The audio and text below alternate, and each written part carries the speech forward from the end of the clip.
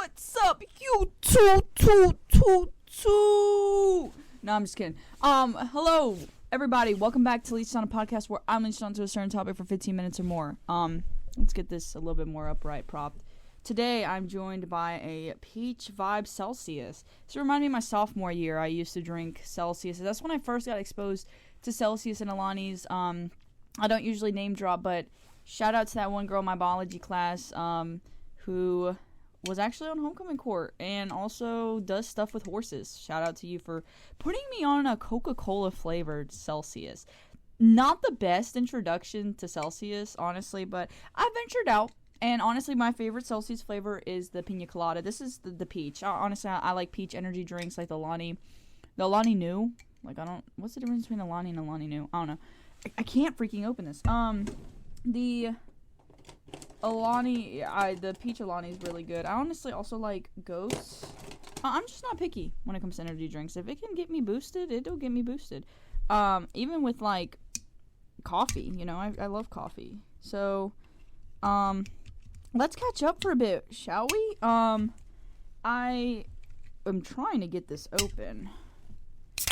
Woo! Alright. Wow. Pristine. Delish. Let's read the nutrition label. I'm going to be getting 1,000% of biotin. So, get you one of these. Anyways, hi guys. How are y'all? Let me put my seat down. I'm a little too tall. How are you guys? I feel like I haven't been on here for a while. So, let's do some catching up before I get into the gist, of course. Giving some insightful advice, as one just casually does on a Tuesday afternoon right before the Thanksgiving holidays. I will be releasing this Thursday, so if you guys are out on vacation and doing Thanksgiving, what a thankful message I'll have for you guys till then, which would be the 27th, which is one of my dog's birthday that day. Not going to name drop, but happy birthday. Giving a personal shout out on the podcast. Otherwise than that, what's been up with me? I am doing wrestling. Yeah, I feel like every time I'm opening up a new segment on the podcast, I've got something new to share with you guys. Last time I was going through homecoming, and now I'm going through wrestling. I just got done with my golf season. Well, not just. I got done with golf, a little before Halloween. So I've been done with golf for some time now. Honestly, had a great season. Got to play alongside one of the best teams in my state. And with girls on that team and be able to, really it was just me and one girl. We actually always were together. We never got separated. We were both in the same seat, and that was awesome. But, I got to learn awesome golf tips and learn the etiquette, and that was awesome. Honestly, I do miss golf season a little bit. I do wish I was in it a bit sooner. But besides golf, I was like, okay, you know what I'm going to do? I want to do something in the winter. I done played basketball. I think I grew out of it. It's not for me. I'm not the best shooter. So shoot me. But, so I was like, okay, I don't really want to do basketball. And my school offers a winter track. Boy, if I can't do basketball, why do you think I'm going to go try to be a track star? Yeah. No, not on my alley. And besides, I feel like most people who do winter track do spring track, and I wouldn't have done spring track. So I was like, no. So I was like, you know what? I'm going to do wrestling. My biggest mentality for wrestling was, one, it's a combat sport, so I would be stronger. Stronger in a self-defense way. I'd be able to, fend for myself, pretty much. Maybe it might be a funny wrestling move, but hey, at least if I can throw somebody on a mat with that strength, when I have a burglar and I've got adrenaline, surely I'll do something more protective of myself and my body. But at least I've got this, I could know what to do in case of self-defense. But besides that, I was like, okay, well, yeah, it'd make me stronger, and it's something completely new. With golf, I had done golf, over the school year. I'd go to the driving range, and I'd play with my friends over the summer. My best friend's backyard is quite literally a golf course, so we'd go out there and just, smack some balls and get some practice. And it was funny. It's actually really funny because I used to hate golf. I swore up and down that I would not fall for that propaganda. I was like, yeah, I feel like golfers are really, preppy, and they're just, really overconfident. And I see why. And honestly, I get a good feeling when I'm hitting a drive that's 254 yards. That's the most I've ever smacked my driver. So yeah, it is a freaking good feeling. Oh yeah, if I could hit a ball like that consistently, boy, best believe I would be saying it to everybody at all times. But granted, like, and golf is something that it's like, it takes a mentality to get into. It's kind of a bit like wrestling, where it's more like you have to have your head in the game, and since it's such an individual sport, it's like you have to have that confidence within yourself. I just don't like cocky people. I don't like arrogant people. I don't like overconfident people. But I do like a good person who knows their skill. I feel like, obviously, when you're talking to somebody, you gotta know what you're good at and know what you're not, if you want to, like, be out there. Because I know my strengths and weaknesses, and I can always approach a room with them.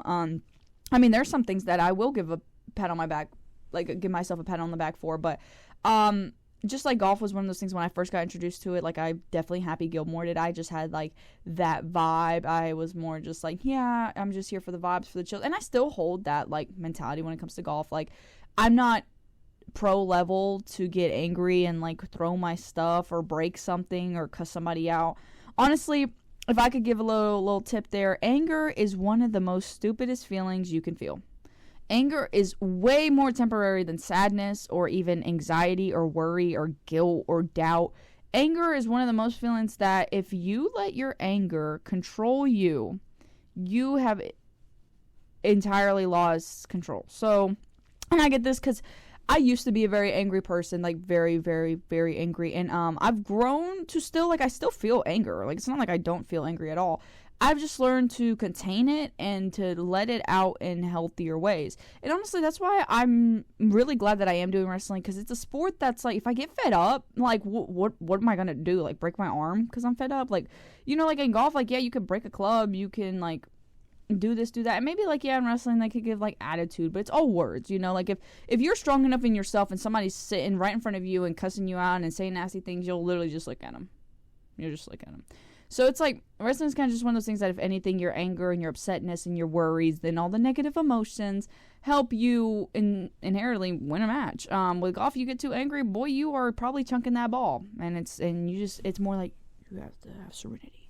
But, anger, it's a tricky emotion. Like I said, I struggle with anger a lot, and sometimes I do fall short and have, like, really days where anger's on my sleeve right here, and I'm like, whoa, I'm pissed off. But there's levels to it, right? Like, for me, I don't really use emotional words. I don't use, like, angry or sad. I'd say, like, oh, I'm ticked off, or oh, I'm pissed off, or oh, I'm under the weather. And I just do that because I know my range, and for me to sit here and be like, yes, guys, I'm sad, I have to genuinely be in a rut. And I've come forward and have done that multiple times. You know, and my podcast episodes are amazing at helping me track it. And I hope that, you know, you guys can always have outlets that can help you look back and be like, oh yeah, like this was going on with my emotions that day, and I've gotten better in XYZ ways. So, honestly, recording little videos are a great way to go. I do encourage people to make their own podcast, especially if you don't have the intent to blow up and get big. Know that it's a safe space, that your podcast may be found by, like, when Spotify puts it out there as, like, new podcast, and someone's like, ooh, what's it about? That's probably the most engagement you're going to get. And if you're okay with, like, somebody you don't really know knowing about you like that, by all means, do it. I know that's how I started my podcast, and I'm so honored and grateful that you guys are always coming towards me and looking forward to next topics for my next podcast. And honestly, that's why I am sitting up here speaking about anger, because I've had a lot of engaging conversations with people, and the main topic being centered around giving advice on just the emotion anger. And it's a feeling that definitely it can overwhelm you, and it's not a feeling that's just like you could smile and you're, like, feeling it. It's like, anger is definitely a feeling that's like you're angry and something in your face is showing it, or your body's showing that you're angry.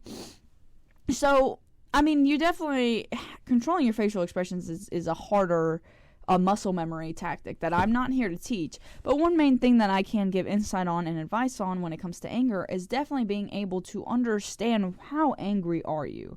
Because, like I said, there's levels to it. I genuinely have my level of, like, oh, I'm ticked off. Like, okay, you did something, I'm just a little ticked off.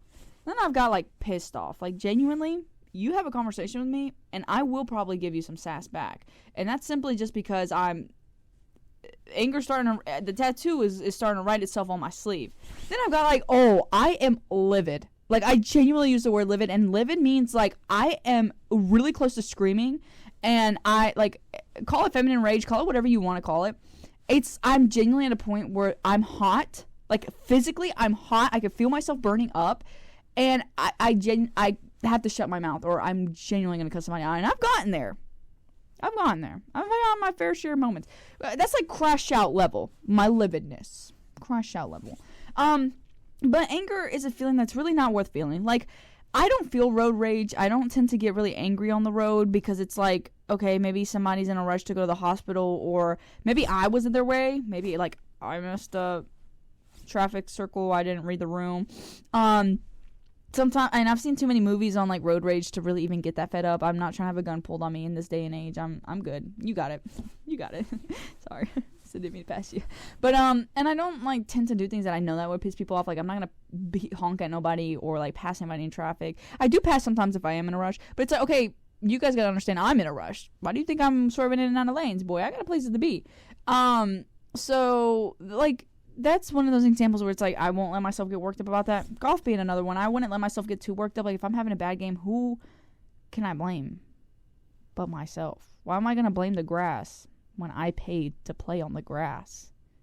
That makes no sense. So sometimes you also got to understand the logic of your anger. Like, okay, why are you angry? Who are you angry at? What are you angry at?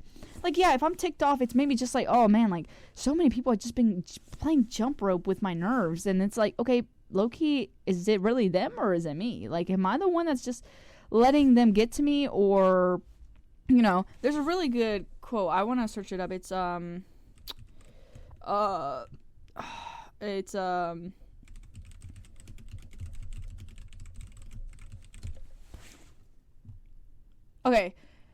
My favorite one. It's no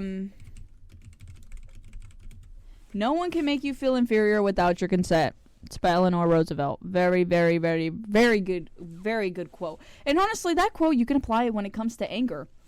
No one can make you feel shitty, angry, unless you let them. Like, and I know it's such an easy concept, and when you're in the moment, it's a lot harder to remember that. But if when you're angry, you can like really realize, like step back, like what am I even angry at? And if it's somebody, why am I letting them feel this way? Because one message that I will always preach to you guys is knowing your worth. Knowing, like, sometimes you, like, freak what other people gotta say. Do what is best for you. And if somebody's coming up, tra-la-lying their way up in your realm or your world, and it's just like, oh, what are you doing here? And you give them that much energy and time to feel disgust and to even go upon and act upon it, it's like, don't give them that. You just don't give them that. Like, giving somebody else that power over you, wrong people will come back for seconds and keep playing with your feelings. Right people would just realize that and then just have to make judgment and have to make bad calls. And then it's just like a never-ending cycle, because now you're hearing bullshit about you and you don't want to hear bullshit about you. And then it's like, oh, well, and it's just a cycle. So if you just don't let those things bother you, and it's like, that doesn't mean that you have to be like nonchalant or not feeling anything. There's always safe spaces. My bedroom, nobody's in here. I could scream and I could cuss myself out in the mirror if I wanted to, but nobody's seeing it. Because this is my space. Once you can find your safe spaces where you can, like, there have been times I get off work, I come in my closet and I scream, just because, like, I'd rather feel those. It's good to feel those emotions, but if you're gonna feel them in a private space. You deserve to give yourself that. You deserve to feel your emotions not being recorded, not having somebody else using it against you, not having somebody else sit there and be like, oh, shoot, like, they're screaming in their closet. What do I do? No. When you have other people added into the mix when it comes to your feelings, there's more layers that can be messed with that really you just want to feel your feelings. Give yourself that respect to feel it in private. There's nothing wrong with that. It builds self-trust. It builds your self-worth. And you get to learn your limits. If you know, oh, like, that specific customer ticks me off, and it's so reoccurring, you'll just know to allow yourself to leave the area to still be productive. It's not like you're quitting your job or taking a break. Or maybe if you still need to take your break when they're there. You know, sometimes you can't adjust. But it's like, if you realize, like, oh, there's something that keeps triggering me, what can I do about it? Removing yourself out of the equation. And removing yourself from the equation reduces the fact that they won't ever have access to seeing you in such a state. Because when people see people in certain states, like I said, the wrong people, they will toy with your feelings. They'll know to come back for more. They'll know to piss you off. They'll know to come back. They'll just literally be there and be like, yeah, you want to see me? Because I know you seeing me makes you mad. And like exes do it. Everybody knows sometimes crazy exes will show up to your workplace all the time and make themselves become regulars. And whether it's a thing in their head or maybe they don't understand that they're doing it, they don't deserve to see you in your emotion, whatever emotion it triggers, because they're out of your life. Or even with regulars or customers or people that you may not ever see again, don't give them that time and energy. Save that for yourself, to give yourself some time and space to feel those feelings in private. That's and maybe it's a coping mechanism. I don't know, but in reality, anger is a feeling that's so temporary that if you act on it, that's what makes things permanent. If I get really angry and I were to hit somebody, then it's just a matter of fact, now my hitting has consequences, and it's all because I stemmed from being angry. And you just don't put yourself through that, because you are worth a lot. And I don't mean a lot of money or a lot of anything, a lot of energy, but energy in a good way. And if you're just expending it on people that don't matter or experiences that are come and go, you'll be drained. You'll be drained by the time that good things show up on your doorstep. They won't be there. And it's things that you just have to remember, because at the end of the day, you are always going to get what you want. It may not be today, it may not be tomorrow, but it's going to be in an opportunity, in a moment where the opportunity is perfect, where the cards just play right and everything you ever wished for is right there. Being angry and feeling anger will block those opportunities and blessings coming your way. And I would say it's a universal law. A lot of the things I preach are universal laws. I don't like to give no too biased perspectives or anything like that. It's a philosophy. It's a philosophy, and it's quite literally a rule of life. You read most rule of life books, you talk to most psychologists, you talk to most religious leaders, they will tell you that there are laws that work around, and one of the biggest ones is taking control of your feelings and understanding yourself the best. And anger is one hell of an emotion. You let it go, it'll be a rabid dog. So it's just one of those things you got to learn to control. You can control your anger. You could quite literally control anything. And this is coming from an ex-angry person. All right, I used to feel anger like no other. I used to be D1 crash out, but I've gotten a lot better. I mean, at this point, it's just like, okay, whatever. You want to piss me off? You want to be on my phone on some bullshit? I don't care. I mean, I'll say things and then I get caught up in it, and I'll be like, yeah, I said that, but it's like, what? You coming at me is supposed to change my mind? Like, dude. And it's just one of those things. You're just not gonna like everybody, and that's okay. Not everybody's going to like you, and that's okay, too. As much as I'm out there and as much as things as I do, I still have people that just aren't biggest fans of me. And I've realized that, you may not be my biggest fan, but hey, you're some sort of attention, and that'll keep me going. That won't stop me. You try to stop me, but we're not going to let it get there. And, at the end of the day, anger is just one of those things that you definitely have to get a grip on and grasp it, or it'll tarnish the things that you love. Sometimes you'll self-sabotage because you're letting that anger get best of you, and next thing you know, your 3-year relationship isn't working out because you decided to, and it's not that you're hiding yourself. It's genuinely, it's just boundaries to it. And boundaries is something that I'm grateful I learned very early on in my life, because I was able to set them. I'm able to set them in my workplaces. I'm able to set them in my relationships. I still navigate and understanding, not everybody sets boundaries the same, obviously. But I'm learning in the individual people who are in my life, what their boundary setting looks like. For some of my friends, it's saying so many jokes that you can tell that it's something that they dislike, and that's them setting a boundary, that you're expected to understand the joke, the underlying. They're coming out as a joke, but in reality, it's like, hey, I don't appreciate when you do this. Like, can we not? So, everybody's different. Some people that I know that I engage with aren't going to be that direct, and instead they're probably going to tell everybody else that you're going to be the end of the telephone game, hearing it, and it's like, oh, okay, well, maybe they don't want confrontation, so I'm just going to understand that this is a boundary they're setting and leave it there. But alas, I'm trying to pick up as many things as I can in my life. I'm doing wrestling right now. Have I won a match? No. But we're getting there. I'm working harder. I'm getting extra practice and extra reps as much as I can. The season ends sometime in February, I believe. I don't know. So I've got a couple months to work and mentally put my body there. It is definitely, again, it's one of those things I've never done before. I've done golf before, done softball before, I've done basketball, soccer before. I've done so many things before.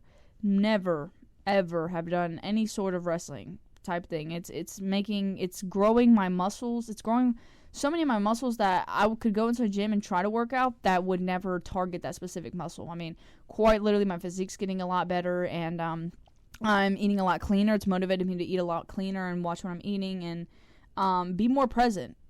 Being more present. And it's nice because I'll be honest, I don't like, I tend to become a female who gets in very heavily male-dominated areas. And for the most part, I'm always chill, or I don't like to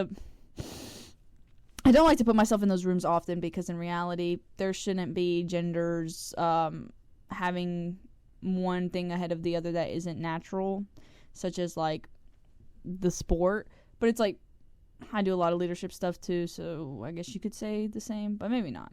Anyways, this is one of those that it's like, definitely I'm a girl and a female in a space where to make themselves feel better, they have to insult one another by calling them a girl. It's like, hey, dude, so you want to call him a girl because he can't take down this guy, or say that they're cuddling when they're trying to figure out their next move. Hey, I'm here. Shit, what you trying to say? Anyways, but in reality, I'm grateful that the environment that at least my school has of a wrestling team has been very welcoming for the most part, and not even most part, they all have been very welcoming and very excited to teach me new things or mess around with me. There's one guy who's really, really strong but shorter than me. I was like, oh yeah, so I bet I could probably get this guy down doing like some things using my weight. Yeah, no, I got folded like a pretzel. Got humbled real quick, and that's okay. I knew not to fuck with him again. But in that, I do get to be thrown around a bit, but I also am grateful I get to be thrown around a bit. So when if there's a girl trying to throw me around, hey, I done been through this with the guy, I know what to do. So honestly, I'm glad that I get pushed to the limits that I do. And once again, everybody is very helpful and very good at teaching me like what the culture's like in there. Would I ever adapt that specific culture? No, because I wouldn't need to insult others through gender to make themselves feel better. I personally, I don't swing that way. But I do appreciate how it's enough to keep the room going and like threatens them to push harder, and that's what I see in turn. So it's like, oh, coaches say that y'all look like a bunch of sissies. Hey, nobody's really thinking about the fact of what he said, but I'm just seeing everybody like work harder. That's like, okay, this like motivated room's got me motivated. I'm gonna work harder. I'm not working harder because of what the coach said. No offense. There's some things he'll say that will make me work harder, but the feminine comments, yeah, no. We are built to push out babies, and technically our lower bodies are strong. Yeah, why do you think wrestlers don't hit legs that much? Well, I mean, them upper bodies are still going to fold you into pretzels, so whatever it may be that they're doing, it's working. But, no, all jokes aside, I genuinely do appreciate that I'm doing something new and everybody's very welcoming.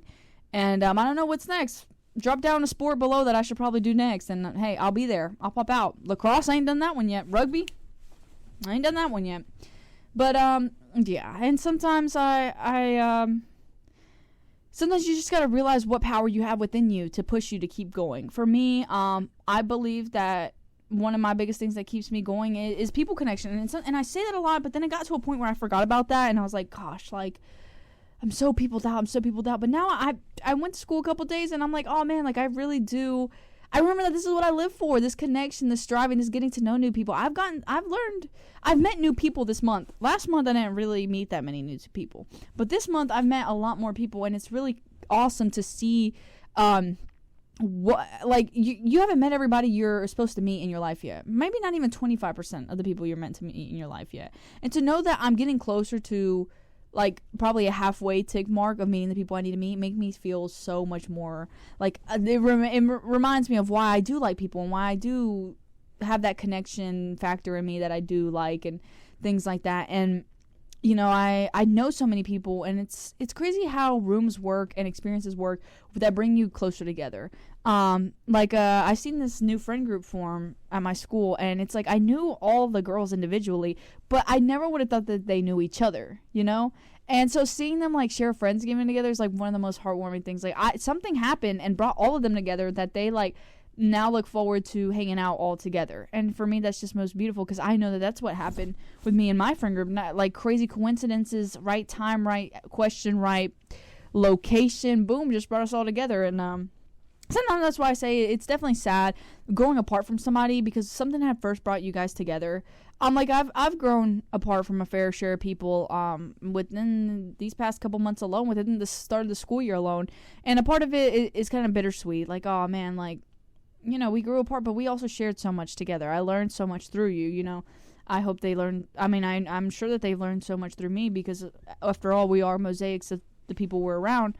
But to know that, I mean, like, they're still alive. It's not like they're dead, and I'm not necessarily grieving them because nothing crazy happened. It's just like, oh, well, they just are living a different lifestyle that I just am not around. And there's nothing wrong with that. It doesn't mean that they're evil. It doesn't mean that I'm evil. Sometimes it's just the way that the cards play. But if anything, losing something will always make room for what is meant for you, for what you are on the same level as to then ascend. And it's awesome. It's just awesome how life works that way. But alas, I'll leave it there. And hopefully I tend to update you guys after the holidays. Don't forget to be thankful today and make sure that you guys are out there saying what it is specifically that you're grateful for. Don't be so general like, oh yeah, my friends and my family, but what is it that they bring value to your life that you are grateful for? Because in reality, that's what Thanksgiving's all about. Until then, see you guys, and hopefully see you guys before Christmas. I'd love to do a before Christmas episode.